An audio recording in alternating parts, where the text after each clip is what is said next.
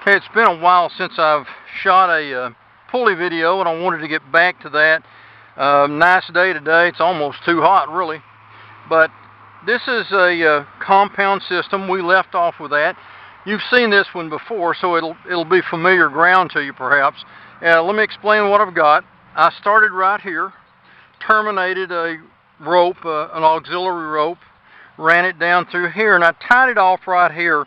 So these two ropes can, it's the same rope, but they function as two, can function as independent ropes. So I can pull, and I get that. Now let's review first what makes this compound. What makes it compound is I have a simple pulley system here being acted upon by another simple pulley system. So that's a compound pulley system.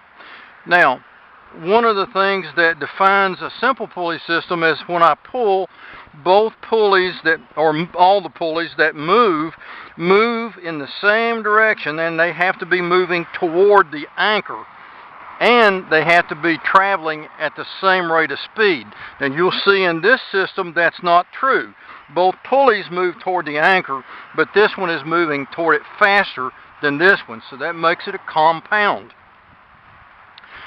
Now, what I'm going to do is, just like I have done in some of the other segments, I set up a basic pulley system and then I flip it around or reverse it. So I'm going to go away, do that, and come right back. And all I'm going to do is just flip everything around.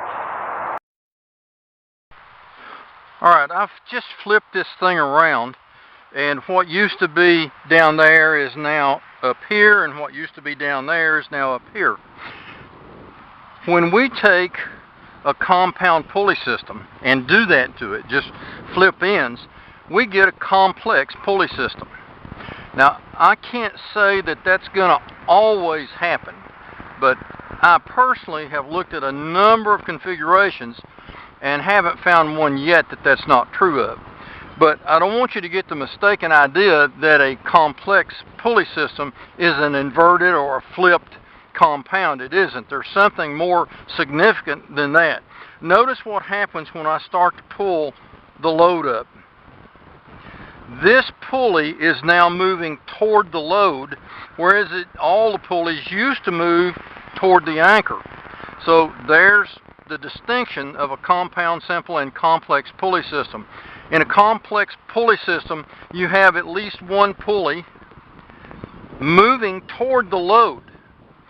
One of the features about this is, if you take the compound as we had before, we have a 4-to-1. When you flip this around into a complex, notice I'm pulling against the anchor, so I lose 1 unit of mechanical advantage because I'm pulling toward the anchor. The compound was pulling against the load, so we got an extra unit of mechanical advantage. So this is a 3-to-1 instead of a 4-to-1.